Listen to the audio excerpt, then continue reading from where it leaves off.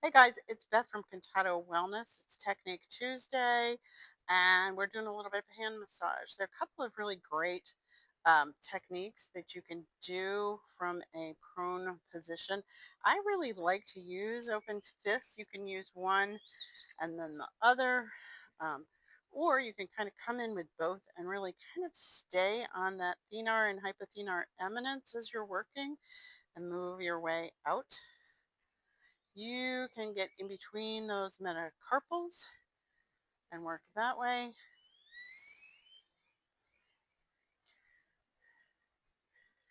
And don't forget that you can lift the hand and do a little bit of mobility work with your client. Um, Abduction and adduction, extension and flexion. And don't forget those fingers.